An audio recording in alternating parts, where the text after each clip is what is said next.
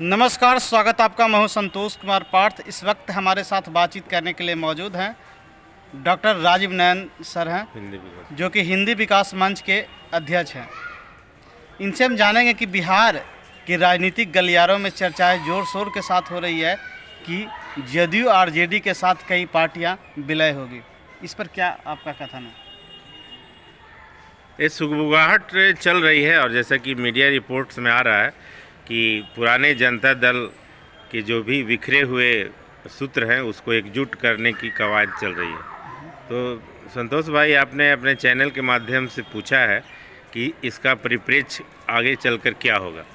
तो जनता दल यूनाइटेड और राष्ट्रीय जनता दल देखा जाए तो दोनों सेकुलरिज्म की बात करते हैं और सबको लेकर चलने की बात करते हैं। एक तरह से मुख्य धड़े और बिहार की जहाँ तक जातिगत समीकरण है तो दोनों का वोट बैंक लगभग एक है, लेकिन ये अति पिछड़ों की भी बात करते हैं। लेकिन कुछ दिन पहले नीतीश कुमार, जैसा कि आप देखे थे, भाजपा गठबंधन में शामिल थे, लेकिन यहाँ आने से जदयू परिवार की एकता की कोशिश फिर से उन्होंने शुरू कर दी है और इसके लिए उन्होंने राष्ट्रीय स्तर पर दौरा भी किया। आपने देखा कि जो ओम प्रकाश चौटाला के राष्ट्रीय लोकदल पार्टी है उससे मिले।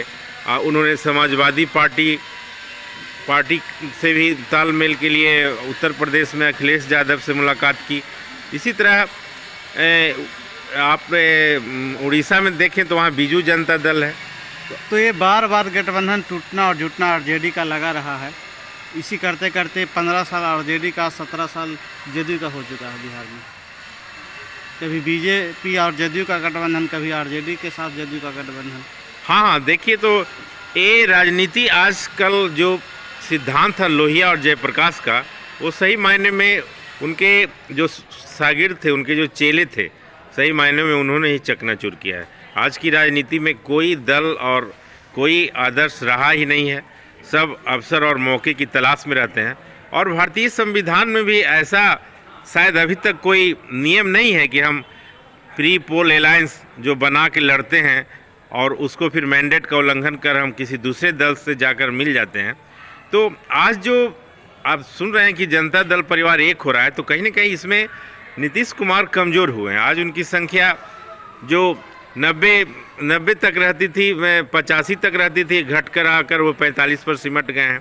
तो वो अपने को मजबूत करने के लिए भी, और उनकी पार्टी में सही मायने में कोई दूसरा नेता उस टाइप का उभर कर सामने नहीं आया, तो इसलिए अभी जैसा कि रिपोर्ट है कि वो राष्ट्रीय अध्यक्ष बन जाएंगे। क्या लगता है कि अध्यक्ष राष्ट्रीय बनेंगे? कब तक यह पार्टी का विलय होगा? क्या आपको लगता है सूत्रों को? अभी इसमें उतना आसान भी नहीं है, क्योंकि इसमें कई सारे मुद्दों पर अभी बातचीत होनी है और एक कोऑर्डिनेशन कमेटी बनेगी और 2-3 महीनों में जैसा कि लग रहा है कि ये काम आगे बढ़ेगा और इससे सबसे ज़्यादा फ़ायदा नीतीश कुमार को ही होगा कि वो जो आज कमज़ोर हैं वो एक मजबूत हो जाएंगे। आगामी लोकसभा चुनाव 2024 में वो बिहार में कम से कम भाजपा को मुकाबला कर सकते हैं, क्योंकि राष्ट्रीय जनता दल और जदयू दोनों का एक वोट बैंक है जो मिलने से कहीं न कहीं दो पार्टियां, जब बड़ी पार्टियां मिलती है तो वो मजबूती से बिहार में उभरती है।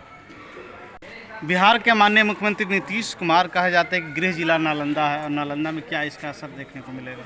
नालंदा में भी कहा जाता है कि जो पटेल समुदाय को टिकट देते हैं 7/7 आना चाहिए, लेकिन जब ऐसा समीकरण बनेगा तो महागठबंधन की ओर से ही 2 सीट जरूर मांग की जाएगी। आप अभी देख रहे हैं कि इस्लामपुर जो जदयू की आसान सी सीट थी, वहाँ पर आज राजद के राकेश रोशन विधायक बने हैं और हिलसा में भी हमारे जो विधायक हैं वो एक तरह से बहुत ही कांटे की लड़ाई में यहाँ उन्होंने किला फतह किया है। तो नालंदा में भी कहीं ना कहीं समीकरण में महागठबंधन में और ख़ास करके जो पटेल और यादव जाति का बोलबाला है, उस समीकरण को भी ध्यान रखते हुए इस दोनों को प्रेशर फिर से देना पड़ेगा और समीकरण कुछ ज़रूर बदलेंगे।